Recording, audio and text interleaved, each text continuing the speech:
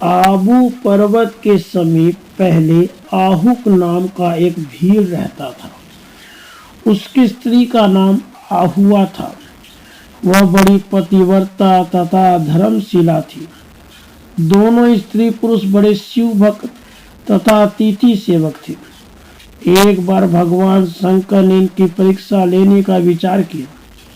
उन्होंने एक यति का रूप धारण किया और संध्या समय आहू के दरवाजे पर जाकर कहने लगे, भील, तुम्हारा कल्याण हो। मैं आज रात भर यहीं रहना चाहता हूँ। तुम दया कर एक रात मुझे रहने के लिए स्थान दे दो। इस पर भील ने कहा, स्वामी, मेरे पास स्थान बहुत थोड़ा है, उसमें आप कैसे रह सकते हैं। इस पर यति चलने को ही थे कि स्त्री ने कहा, स्वामी, यति को लौटाइए नहीं, गृहस्थ धर्म का विचार कीजिए। इसलिए आप दोनों तो घर के भीतर हैं। मैं अपनी रक्षा के लिए कुछ बड़े शस्त्रों को लेकर दरवाजे पर बैठी रह जाऊंगी।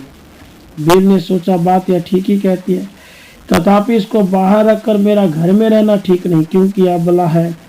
इसलिए उसने यति तथा अपने स्त्री को घर के भीतर रखा और स्वयं शस्त्र धारण कर बाहर बैठ रहा। रात बीतने पर हिंस्र पशुओं ने उस पर आक्रमण किया और उसे मार डाला। प्रातः होने पर जब यति और उसके स्त्री बाहर आए तो उसे मरा देखा। यति इस पर बहुत दुखी हुए, पर भीलनी ने कहा, महाराज, इसमें शोक तथा चिंता की क्या बात है। ऐसी मृत्यु तो बड़े भाग्य से ही प्राप्त होती है। अब मैं भी इनके साथ सती हो जा रही हूँ, इसमें तो हम दोनों को ही परम कल्याण हो गया। यो कहकर चिता पर अपने पति को रखकर वह भी उसी अग्नि में प्रविष्ट हो गए। इस पर भगवान शंकर डमरू त्रिशूल आदि आयुधों के साथ प्रकट हो गए।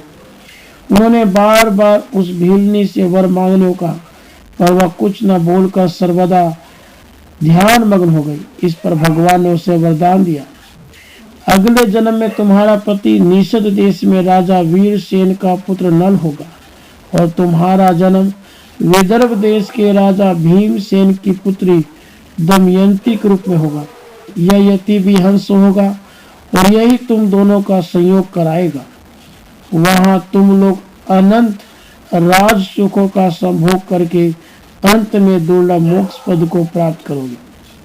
यूं कहकर वे प्रभु शंकर वही अंचलेश्वर लिंग के रूप में स्थित हो गए और कालांतर में ये दोनों नील दमयंती के रूप में अवतीर्ण हुए। राधे कृष्ण।